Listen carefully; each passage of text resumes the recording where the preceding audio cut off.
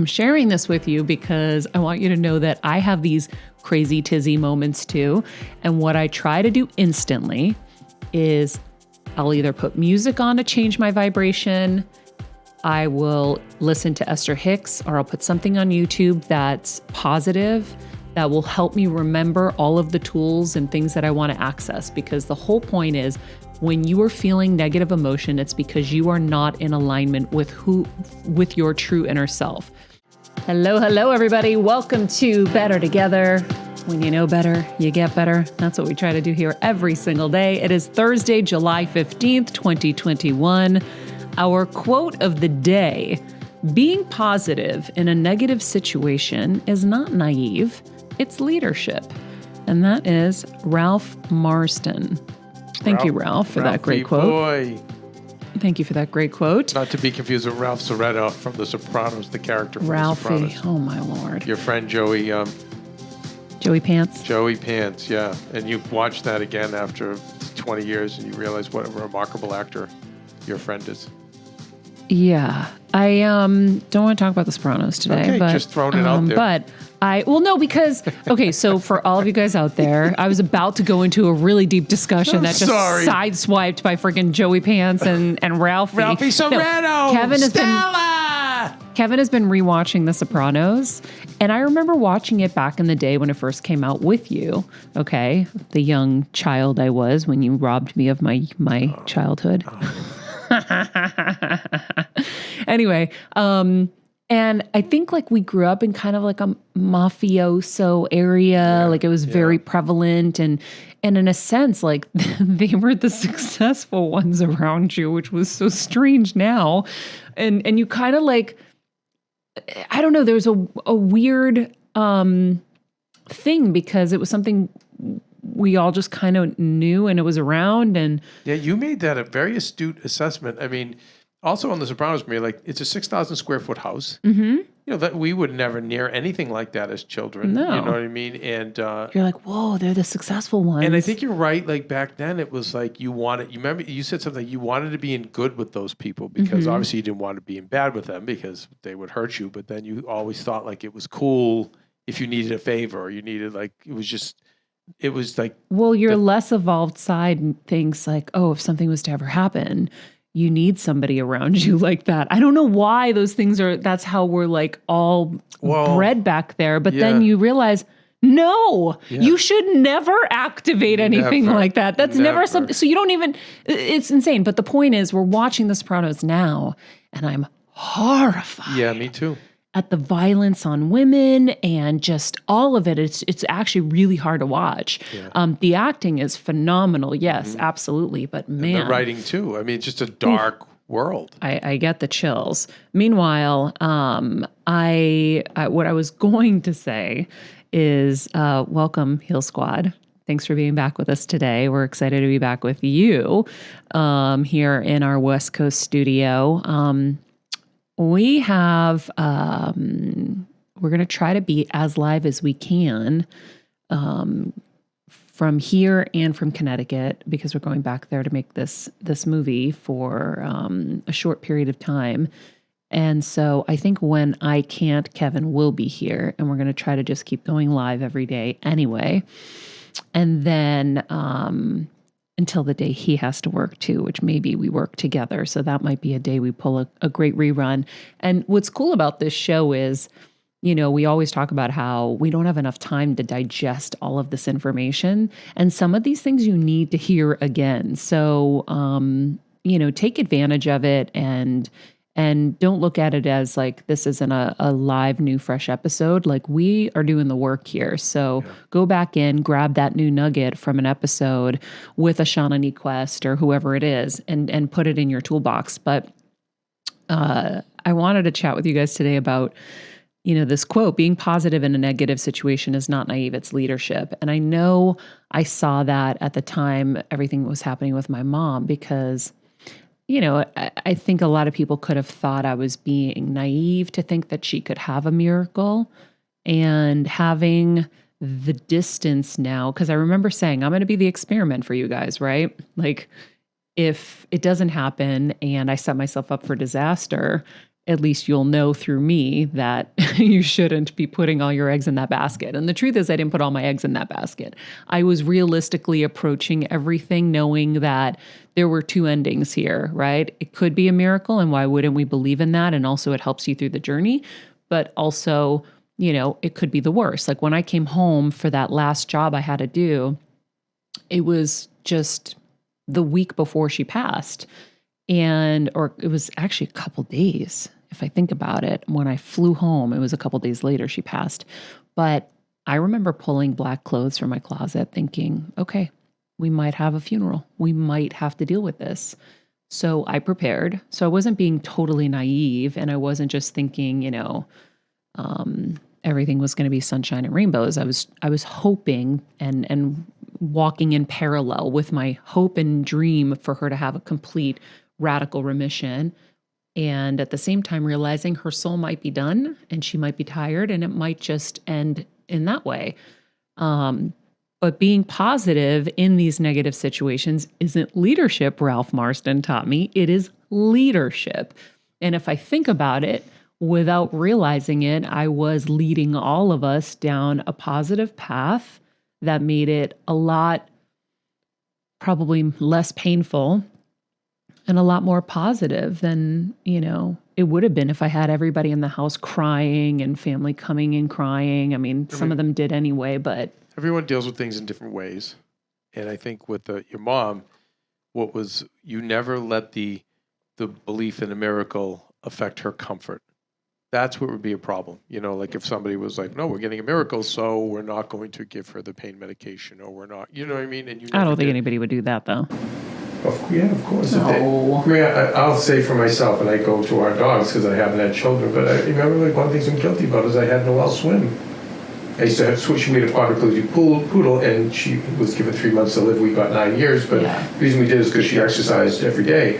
And I remember I telling you that last week of her life, I shouldn't have done that. Mm-hmm. I was pushing because I was like, no, we're going to get better. We're going to get better. And I see. You see what I'm saying? Yeah. Whereas you didn't do that with your mom. It was like, no, Mom, get up. You're gonna take a green juice. We're gonna, what I mean. Even the physical therapy we did back there was really so that she got to see another person and she got to, stimulation move and stimulate the body so it didn't get stiff. Because that's the other thing you don't realize is when someone's bedbound, they can't. Think of what it would feel like to just be in bed and never get up. So just moving things around gives them comfort in that time. It's not that we're thinking, 6 years down the line.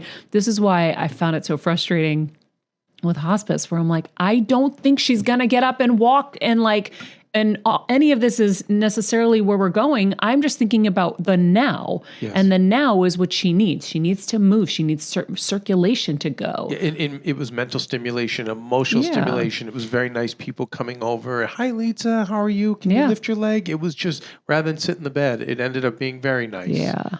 And it was helpful. So it's important, I think, for everybody to realize that that you can be a leader even in those situations, and that it doesn't mean you're naive. Because I would talk to my therapist and be like, I think people think that I'm just like, this Looney Tune that thinks, everything's going to just be perfect. And I'm like, I'm not. But why not live in the state of possibility?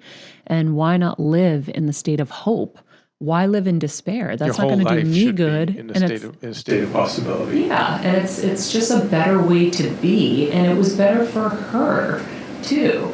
So, I think that this applies into so many areas of life. Like right now, Keven and I are going through so many different transitions that are painful and stressful. And I was thinking about it as I was rushing around this morning. I'm like, I don't want you guys to think that I have it all figured out.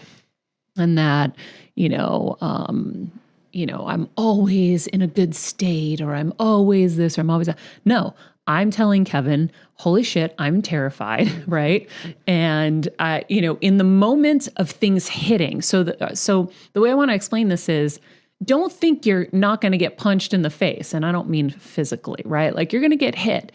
And then it's just really how quickly you recover, right? Like if Floyd Mayweather just like went down every time, well, what kind of fighter would he be? It's like you got to, you get the hit and then you're like, okay, what am I going to do now? So all of the training you're learning on this show with the different experts, like, don't be afraid and don't be ashamed that something knocks you down. It's just how quickly you're going to get back up and how you're going to recalibrate in that moment. So for me, I've now built the muscles strong enough where when shit's hitting the fan, like this morning, we're getting into arguments. And I said to you, and I thought this was pretty powerful, actually, description. I said, a little argument now is 23 years more heavier, right? Because we have 23 years together and 23 years of baggage and moments and things that I did when I was younger, like that were annoying, or things I did continuously. And maybe I changed now, but you don't realize that I've changed now because you just remember those painful moments of me being obnoxious about something, let's say, right? Yeah. So a 1 pound problem now is compounded by 23 pounds of years. So that's why things can get so much bigger than they're supposed to. So I think that's why they probably say getting into counseling from the beginning is good, because you can tweak, fix as you're going along so that those things don't get compounded and stressful. But we're in a lot of transition. So we're very stressed. And what happens when you're stressed, which Tony says the code word for stress is really, it's fear. Tony Robbins. Yeah. So fear is always what's really happening. And we just use a different word that's more socially acceptable, which is stress. I'm stressed. So I just cut right to the chase with Kevin. I'm like, I'm terrified about this and this and this and this. And I realize, I have my certain issues. I'm always terrified of being poor. And I look back and I've always been stressed and it's always worked out, right? So we're transitioning right now with business managers and taking more control over our finances and stuff. And, those in-between moments while you're transitioning, while you're setting up a new system can be so hard. Just like when you're making a move, that in-between transition from packing your bags at one location and getting them to the other. And then, oh my God, you get to the house and now something isn't working. And all of those things are transitions. So they come with pain and stress. This morning I was dealing with this AC disaster in Connecticut. So my dad, who normally would be really great at these things, told us that the AC was broken. I think it was over a month ago. I got the insurance company. They sent somebody over. Apparently he fixed it for a second. And then we had leaks throughout the house, through the ceilings. And then I never heard anything. My dad never told me anything until I'm like, hey, I'm coming home and I'm coming to make a movie. And he's like, oh, the AC is broken upstairs. And I'm like, what? And so I'm on the phone with, the air conditioning guy, who you may remember from all the issues we had when we were there last summer with Kelsey, Eric. And I'm like, Eric, what's going on? He goes, all right, first of all, we can't get parts. We can't get systems. We can't get anything. I have people that have been waiting since April for stuff that I've just refunded their money because I'm like, they're not even giving me updates. I don't even know when we're going to get these things. Yeah. And so I'm sitting here thinking, okay, I'm going back to Connecticut. It is hot as balls. I have to work and I have to be my best. And, these are things that I'm not acting, I just do on the side and it's a fun thing. But, it's not something I can do with my eyes closed, like hosting. So I'm like, I need to be comfortable. And there's really no solution for the AC disaster. And I said, so he's explaining all this stuff to me, basically, that's hieroglyphics. I don't know anything really about all these units. And I go, well, did you tell my dad all of this? And he goes, yeah, he just seemed like he got overwhelmed because then he said, just talk to Maria. And I'm like, I don't know any of this shit. I don't know how to do this. Overhauling systems and this and that. I'm like, Steven thinks it's funny. It's not funny, Steven. It is kind of funny. No, it's not. And so then I start panicking about my dad because I'm like, oh my God, he's not right. He's not right. This isn't him.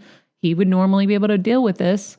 And so now I'm very nervous about that. But the point is, I'm sharing this with you because I want you to know that I have these crazy tizzy moments too.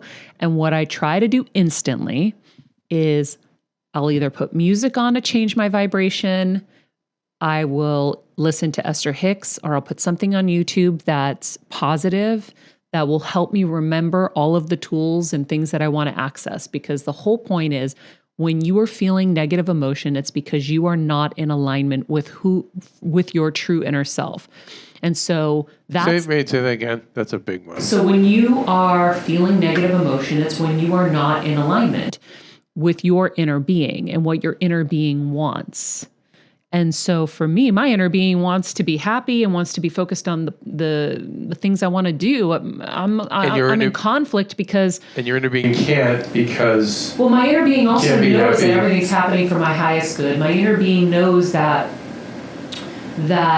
everything is going to be fine, right? So the conflict is, I'm saying, well, no, it's not going to be fine.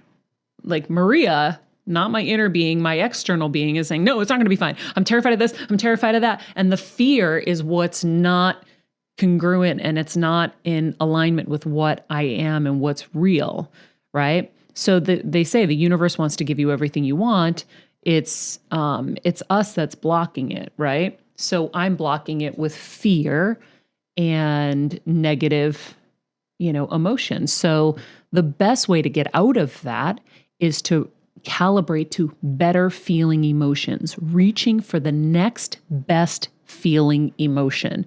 So I know I can access that really quickly because I've made my list of what can help me recalibrate quickly. And I know Winnie, Maximus, the two of them with their stupid little faces, they make me so happy. So I just go right over to them and I play with them. And then I start feeling a little better. And then I'll play some music. And then I'll put on some Esther Hicks that will help remind me of these different things that I need to remember. Okay, I need to think good feeling thoughts, keep building on those. Then my attraction point changes. Then different things will come my way. Because as long as you stay in that negative place, only negative things are going to come to you. You got to remember, you're a magnet. And so whatever you're feeling, you're going to attract. So for me, it's like, okay, how do I get out of this quick? So what I wanted to share with you guys was real day, real life, real time examples of fear, stress, negative emotion, and how I get out of it to help you get out of it. Because if you don't, it's a painful day ahead. And what Esther talks about is that at night when you go to bed, everything's over, right? You have a new attraction point when you start in that morning. That's why what you do in the morning, first thing, is the most important thing you can do. That's why going to Twitter and Instagram, I know sometimes I'll do it too, is not the thing to do. First thing you should do is something that's going to bring you joy, or say what you're grateful for, or say today's going to be a great day, and pop up and be happy. Like whatever the circumstances are, you have to override them with your own state and where you want to be, and know that you have that choice to do that. So whatever is going to make you feel good, first thing is what you need to do. Some people will do a workout, right? Pop out, go do that workout. But can I clarify something with this real quick? You're not saying, Maria's not saying to ignore your problems. No. Like when you have stress-causing problems, you don't ignore them. She's just saying you're not going to do yourself any service by acting on them or reacting in that space of stress, in that space of fear. Yeah. To get out of that space before you handle the problems that are causing you the stress to begin with. Yeah. This also calibrates you back to a place where you can cope accurately with the issues at hand. Yeah. How do you think you're going to handle the AC disaster and all of these things well when you're angry and stressed and fearful? Even though fearful and stressful is the same thing? Or do you think you're going to handle all those things better when you're in a good state and you're like, okay, I'm calm. My nervous system is calm. I can think clearer. I can channel better. Maybe now something will pop into my mind when you're running hot and red. That's why one of the things I early on in this journey, like 5 years ago, I learned was when you start to rev up, stop. Even if it's for 5 minutes, go lay down or go sit somewhere and quiet and just it's like a car that's overheating. You got to just pull over, right? And turn the AC on so that it won't overheat. You got to do that with you too. And it's so important, and everyone can do it because you're going to make terrible decisions when you're overheating. What about me? Could you go work out if you wanted to in that state, or run on a treadmill, or take a walk? Yeah, whatever's going to make you feel good. Because I think that would burn it out too, Maria. Good. Let me ask you this, Maria. What about in those situations that are so high-paced? You can't exit the situation for a second. What's a mental exercise that we can do that would, accomplish the same thing? I think you can think good thoughts. So yesterday with the new business manager that we're transitioning to, I sent him an email and I was like, this is incredibly frustrating now. Like, this is not how this was supposed to go. And then I wrote back, actually, pretend I never sent that. Everything is happening for our highest good and all will be well. I know it.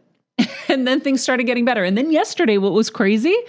Yesterday, everything was clicking. Everything was feeling amazing. I'm like, oh my God. Down to stupid things like returns. Like, I hate having to do internet returns. They stress me out, like clothes or whatever. And I had bought some bathing suits that were not returnable because I didn't see the fine print. And then I was able to get them returned. And I was like, wow, even that little thing that was like burdening me. I know it sounds so stupid. And I hate that something like that would burden me in any kind of way, but it does. Everything was clicking. Everything was getting done. And I was like, oh, I wonder if it had something to do with that email because I changed the energy. So you can do quick things like that, like catch yourself and say things out loud and speak things. But also like Dr. Amen teaching us this. Rubbing your audio. Oh yeah, for anybody who's listening on Apple Podcasts or in audio form, rubbing your two hands together is like the best anti-anxiety thing you can do. Dr. Amen, who's written countless New York Times bestsellers, and he's a brain expert, has taught us that. So I think something like that can also help. I do think that and I know I do this myself. I make myself crazier sometimes, and I make things bigger, and I get more stressed and more stressed and more stressed. So a lot of times we think we can't pause, but we really can. We're choosing not to, and we're choosing to live in a dramatic state and can continue to contribute to that dramatic state when you could remove yourself. If you had to go pee, you would go pee. So just call it your pee break. Go to your toilet. You don't have to pee. Sit on it and just rub your hands, take a deep breath in. There are breathing exercises like vagal breathing exercises. So you breathe in for 4 seconds, hold for like 5 or 6, release for a little longer. Fun fact, we just recorded our gas station TV about vagal breathing. There you go. So you breathe in through your mouth for 4 seconds, and then you hold for 2 seconds, and then you breathe out through your nose for 6 seconds. I think it's longer. The hold has to be longer than the inhale, and the exhale has to be even longer. I do it in the car constantly. So I will do vagal breathing constantly because I know in the car, that's something I can be doing to help myself through my day and make it better. So I do vagal breathing. Just a little side note, just so people can have empathy for smokers. And if you are a smoker, maybe this will help you. I always say you're halfway there if you understand why you do an addiction. But Tony Robbins was saying that's why people smoke, because they have that long inhale. Mm-hmm. Oh, yeah. And then pause, and then an exhale. Yeah. They're actually doing it, but they're doing it with a drug. Which is why they think they're being calmed down by the cigarette. And in a moment they are, but then they're getting, obviously, the nicotine, which is short-term, but then long-term, terrible ramifications. I'm so glad you brought that up, because the other thing that happens is, think about it, you're giving yourself a break. And your break is tied to your addiction, so you think you have an excuse. So a lot of us a lot of us need that excuse to take care of ourselves. And we talk about it all the time. I've said, don't wait till you get sick for you to think that you matter enough to actually take care of yourself, right? I know a lot of women that run themselves ragged down to the bone, and then when they get sick, it's almost like, oh, now I'm sick. Now I can take care of myself. When we really had, we just never gave ourselves permission along the way. I always love this quote by Jordan Peterson, where he says, treat yourself like somebody you're responsible for. like as if you're babysitting somebody and you're responsible for what happens to them. Treat your body, treat yourself like somebody you're responsible for. Yep. I think when you're in these moments, I'll tell you as a guy perspective. You're talking about me specifically?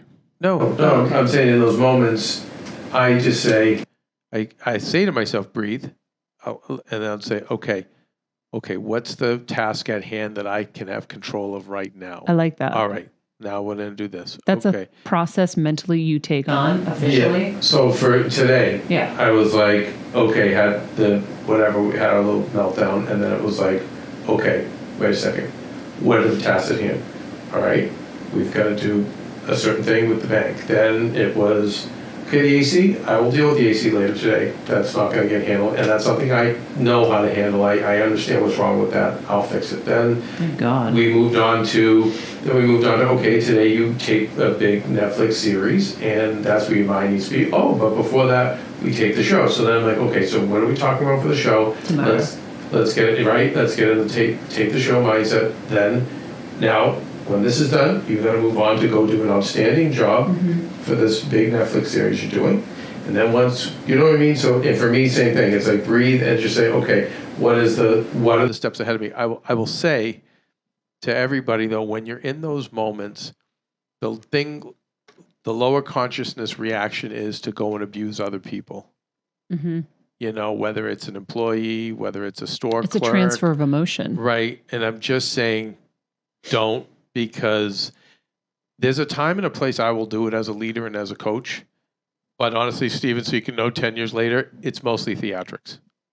So when a coach at halftime kicks over like the water cooler, it's theatrics. It's not, he's not really or she's not really emoting as much. A good coach, it's theatrics to wake the team up, get you to focus. Yeah. So I rarely am doing it out of like the crazy panic, unless I want to make an impression on the team to say, wait, this is serious. We really all now have to have our unified focus on this. But trying not to, and that's the hard thing I think a lot of people do, is you beat yourself up and then you go, okay, instead of beat myself up, let me just go beat up the person at 7-Eleven, and that's not right. You know, so shit rolls downhill. It really does. So it's best to just, I think the breathing technique, I think the rubbing the hands together, these are things I've not done, by the way, but I'm going to employ. But I just breathe and say, okay. And I'll say to myself, Kev, you got this. I literally will say that to myself. I'll say, okay, what's the task at hand? What is the most important thing I have to do? All right, I'm going to do it. And then I also go back, and this is Dr. Amon's technique, is what is worst case scenario? Yeah. Oh, and right? Dr. He brings Amon, it to that ultimate truth. Which Dr. Amon also taught us, is this 100%? Well, that's what I meant. That's a worst case scenario. And I think that's one of the greatest lessons that I've learned. It's in the top, the top echelon lessons, because I apply it to judgment. Like if you have a moment where Kevin's on the judgment detox plan, by the way. And a year plan with Gabby Bernstein. I don't know if it's working. But no, it is. It is. It absolutely is. He'll say something and I'll say, well, do you know that 100%? No. And he'll say no. And I'm like, okay, well then there you go. Take it back. And so I have to apply that to myself in these moments too. Like, is it 100% true that my worst case scenario in my head is going to happen? 99% of the time, it is not. And we waste our time getting stressed and sick. I had a stomach ache from all of this. I was like, what's happening? Like I was getting so frazzled by a lot of these things. Yeah, that you don't. And then I started thinking like, wait, none of this matters. Holy shit. No, when we ran it through the ultimate, are these things ultimately true? Yeah. We know 100% to be true. You can't. Yeah. No, we don't know that to be true. Do I know 100% that Eric isn't going to be able to figure out this temporary fix so that we're okay for this week? No. Maybe it'll all be in the past. And I go into things with worst case scenario. Worst case scenario, it's not going to be. So what did I say? Okay, where's the movie being filmed? We can get a motel with AC. It'll be fun. We'll make it work. And I know then you were like, money. And I said, Maria, no, right now, matter at hand. You need to nail that movie. Mm-hmm. Matter at hand is not like, oh, the money. No, just get in, get out, do it, do your job, move on, one thing at a time. But I think I love positive leadership, and But I do think past guest Trevor Moad nails it when he says neutral. Mm-hmm. And so when I think of the Andrew Lee, who I mentioned a lot, is my mentor, who's a very successful guy in clothing. He just always remains neutral. He's always going to smile and he's bright, but no matter how much hard he's hit, he stays as close to this place of neutrality as he can. And I think that's really important too. What does that mean? To stay neutral rather than positive?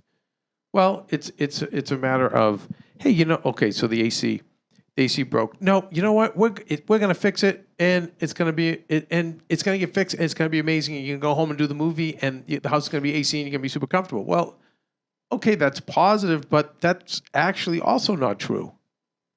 The truth is, we're gonna do everything we can, but if we can't fix it, then we'll figure something else. We're gonna figure out something else. A motel might not be as good as the house, but guess what? Maybe it'll be nice because it'll be close to set, and we'll have fun doing it.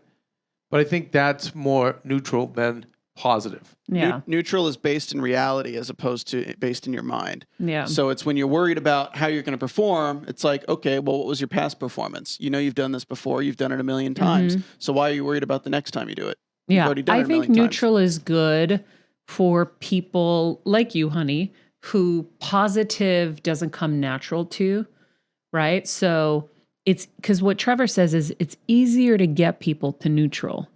It doesn't mean that's the best place to be. But I know well, listen, we have to have him on to talk about this, but he's always a pusher of neutral over positive. Yeah. I like positive because of the laws of attraction. I would rather be positive and be in that space because I know it's better for my psyche and I might attract I lead from more. Positive. I usually don't lead from neutral. But the older I get, more of the philosophers, Deepak Chopra and all of them, their philosophies go to neutral. And I regular guy it by saying your life should be like the kiddie roller coaster, not like Space Mountain. Meaning, I feel like ours has always been Space Mountain. Well, that's what it's true. So maybe my positive shit isn't working, people. Well, and let's explain that. Meaning the highs are incredibly high. Yeah. But then the lows. Yeah. Oh my God, it's over. Why are they doing this? How come they're putting it doing that?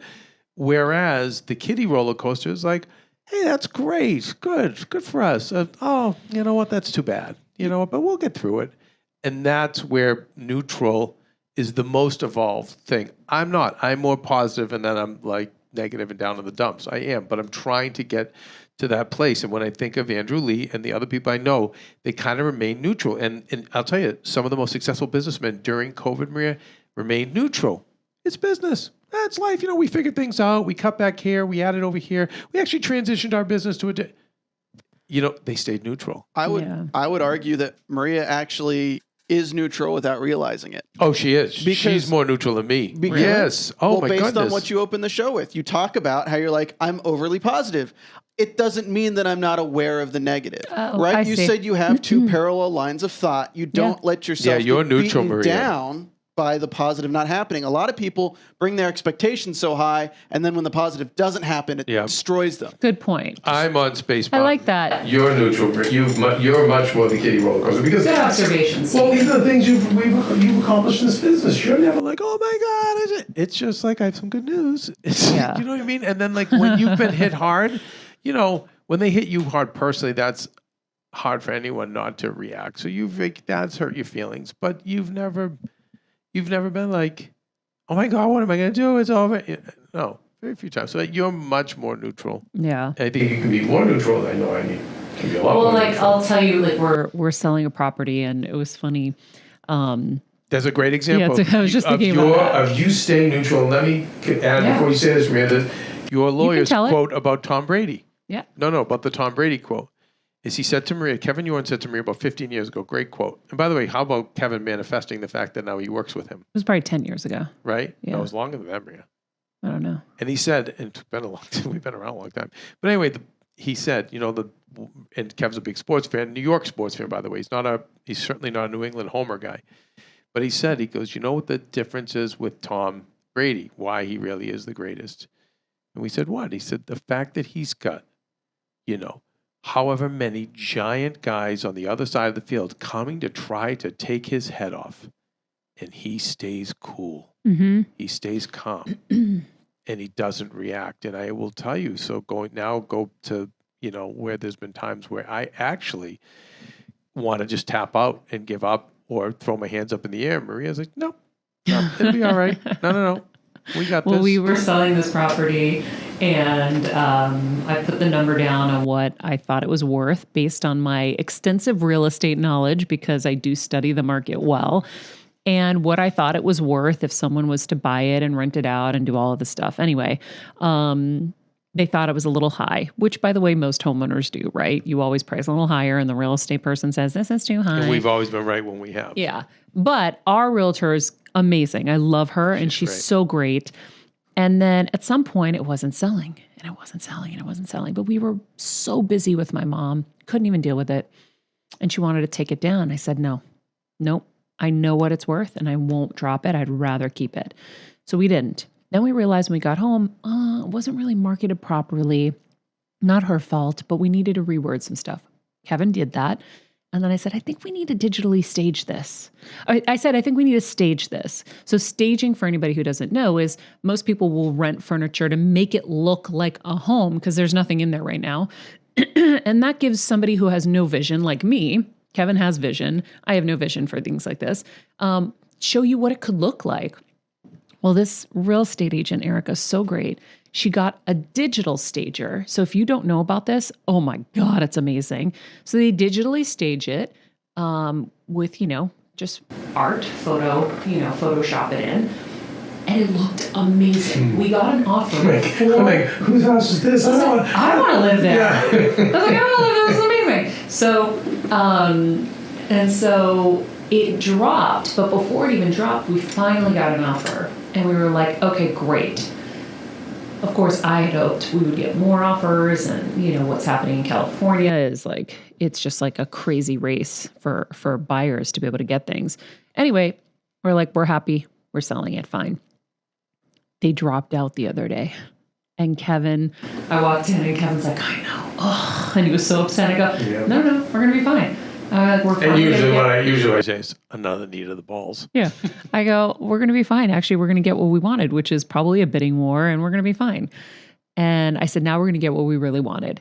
And so the next day, which was yesterday, the real estate agent's like, oh my God, we're getting crazy showings and an offer's coming in right now. Holy shit, another one. We're getting another offer. And like, it was just like this crazy, exciting thing. And yeah, I think You stayed calm and positive. I knew the worth. And I think when they say your beliefs and your desires have to be congruent for the universe to give you what you want. That's why certain people just, when they're in flow, it just keeps happening, right? So once somebody gets success, they usually are building off of that. I mean, like I'm watching so many of my wealthy friends, think about every wealthy friend that I have, and you have too. They've all made more money like during this time. Yeah. And they're laughing. They're like, just, when you're in flow, so what is it when you're not blocking anything with your negative emotion. But back up. How do I get there? When desire? So when your desire, I want to sell that house for X amount of dollars, and my belief is I will sell that house for X amount of dollars, then you're going to get it. And it's worth that money. But if your belief is, I don't know. I don't really think I have what it takes. And your desire, I want that, they don't match up, you're not going to get it. So that's why I think it's working out. I like that. That's the laws of attraction. Boom. So, boom. Quick note, Miss Kelsey isn't here. I know you guys heard Steven, but she'll be back. Kelsey put her notice in, and we wish her well in all her future endeavors. This is the only time she could get this appointment that she had to do with the doctor. So she's going to wrap out 2 more Regular Guy Friday shows with me, and then her and I will be done. And we'll keep you posted as to what Kelsey and I have in store for the another future. fun thing. So we've finally had time to deal with our house, and we've done our renovations that we've been talking about, and we got our sleep number bed last night. So guys, we have the sleep number bed in Connecticut, and before I knew we were going to get one here, I had already ordered this like beautiful bed. I was so excited. I wanted this like low to the ground, marshmallowy, like beautiful modern bed. Bought it. Great. And then we were like, I can't sleep on this bed. And it wasn't the frame, it's the old Tempur-Pedic mattress. I'm like, I can't sleep on this now after sleeping on Sleep Number. So finally the Sleep Number came last night. You moved the bedroom set to the other room and cleaned out your old closet. Cleaned out my mess. And Quite this bed is so bomb. I know you guys hear me talk about it in the ad, but I'm telling you, it was funny because Brett, who helps us with all of our ads, Brett, the sales queen, the sales queen, was like, is it really that good? And I go, Brett, I wrote to him, I go, I don't lie, Brett. I am very honest. I think you know that as my salesperson. I said, yes, it's that good. Yeah. It is absolute heaven. And in fact, I slept my best night's sleep since I was in Connecticut last night, even though Max woke us up and interrupted us. And even though I had to wake up because we had swapped the remotes accidentally and mine wasn't cooling to the degree I wanted it to cool. Yes. Because we got the extra cooling device because I like to be cool at night. And I love that my house doesn't have to be freezing cold. And then I have the little foot warmer. This thing is so incredible. By the way, just so you guys know, this isn't an ad. We're legit talking about how much we love this product. So, and I will say, if you add up the amount of hours you spend in your bed over a lifetime, same if you're in LA or you're in a city where you're in a car all the time, those are the places you don't skip. Yeah. Do the payment plan, do whatever you have to do. Yeah. Get this bed, it's unbelievable. And you can change your Sleep Number. So if you need more support, it will give you more support. It's not like now you got to go get a new mattress because you have a back issue or something. It's so bomb. But I woke up this morning and I went in to get on the treadmill and I was wide awake. Normally I'm like kind of dragging. But what I was also going to mention was Kevin had to go get another Roku TV for that new bedroom. So Kevin is making yet another nap room for himself. At some point, hopefully we'll have children to occupy these rooms. But Kevin just goes from room to room and sleeps in all of them now. It's hilarious. Yeah, I just like, it's like, I'm going to try out this room tonight. We haven't had a nice house in forever. Yeah, we realized that we really just were so hunkered down working that like... I'm like a nomad. I just go through the house and now he's just enjoying all the different rooms. Yeah, but you know what happens? You've overtaken now the new nap room. It wasn't even. It was an hour old after I lugged out because all of your heavy stuff. I had to lug down the stairs, your bureaus, drawers, like just all the stuff. I set it up. Then I lug up the chair from the recliner from downstairs that I had got your mom. I set it up in there, and you're texting me at the same time going, bed's not in the right place. I'm like, Maria, trust me, the bed's in the right place. You're just not here. Yep. I set it all up, and sure enough, that you made camp. Yeah, I did. I came in and took an apple because Violetta was setting the sheets up for the new Sleep Number bed. But you're never giving that up, though. I might. You know why? That bedroom is very secluded and quiet. Yeah, I know. So don't make fun of me. You've totally commandeered that room. That was my nap room. I'm the elderly gentleman. You are the elderly gentleman. So anyhow, Kevin's setting up a new Roku TV. I think we have the record for amount of Roku TVs we own. But if you don't know about Roku, because I realized my best friend this weekend didn't know, and I bought her one for her birthday, we have a show on Roku's channel. So you go to Roku, the channel, and it's called Roku Recommends. And so that's where you will get all of our picks for the best TV shows and movies that you can find on your Roku TV. If you don't have a Roku, and I don't have to say this is another thing. By the way, you guys know me now. You know I don't ever say anything unless I 100% mean it and am behind it myself. And I am a purchaser of all these things myself. So these Roku TVs are game changing. I hated remote controls. I'd have the AV guy here or Kevin. I wouldn't watch programming without him because I didn't know how to turn the friggin' thing on. I had 18 remote controls. They're this big, 1,000 of buttons. This is like your Apple TV remote where it's so simple, but it has Apple TV. It has Netflix. It has Hulu. It has Amazon. It's literally more universal than Apple. It's got everything you need. Yeah. Okay. You can pull in local channels if you want. You can pull in cable channels. With one little remote Yeah. And it's got a couple of buttons. It's so simple. And so what I love about it is there's a search button. So you can search any show and it will take you to the appropriate network. So you don't have to know it's on Amazon. You don't have to know it's on Hulu. You don't have to know it's on whatever platform. All the platforms are there for you.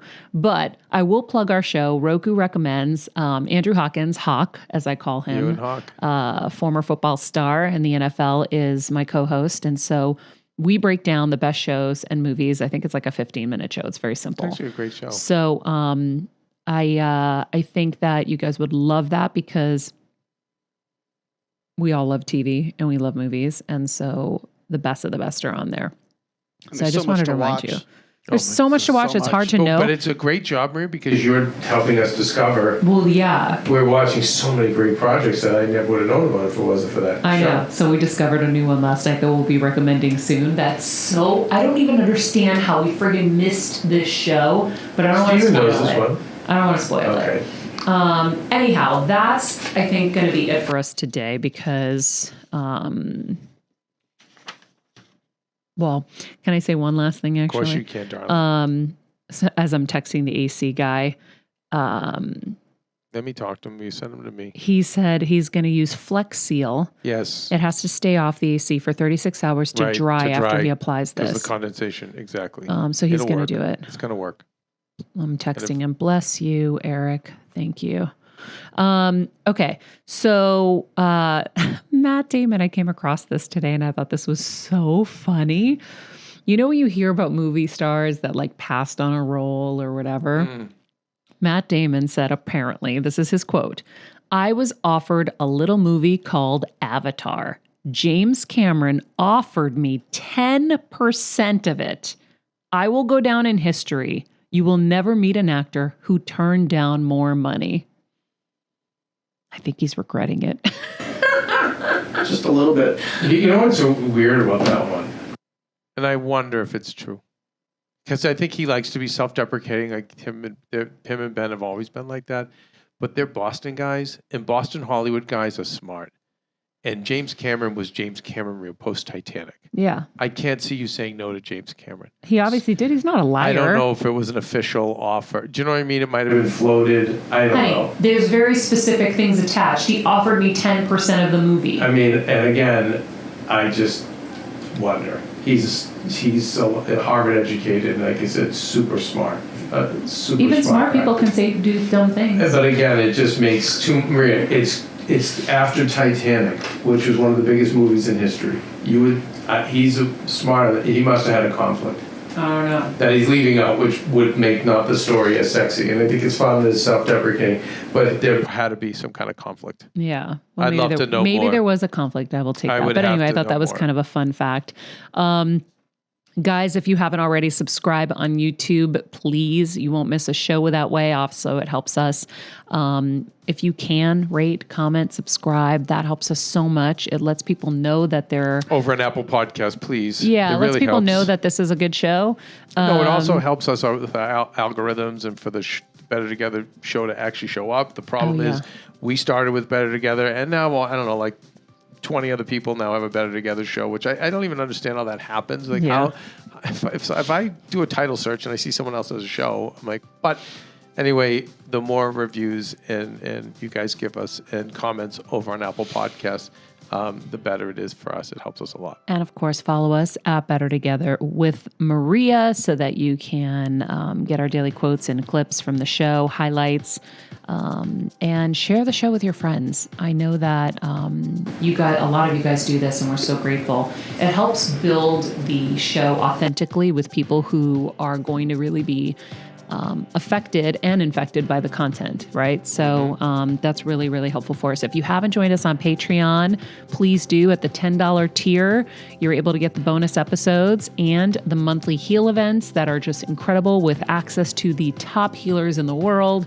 Instead of spending, hundreds or even thousands of dollars to have a session with them, which most of these people you can't even get in. They have wait lists that are just way too long. You get access to them monthly with us, and we're going to be building that out even more in the fall. So in the meantime, thank you guys for joining us. Thanks for being with us. Oh, and I just got a text. Kelsey has rescinded her letter of resignation, and she's back on the show. Oh, okay, great. Perfect. Kelsey's back. All right. Well, Does that mean I'm fired? Yeah, you're fired after this. Shoot, Steven. How grateful, in a sense, would you be to be fired? Let's face it. Shut up, honey. Steven would be like, no, I'm not talking about you. I'm the one in his face every day. Be like, oh, thank you, God. Oh, my goodness. All right, guys. Love you. Be nice people. Make good choices. And be present.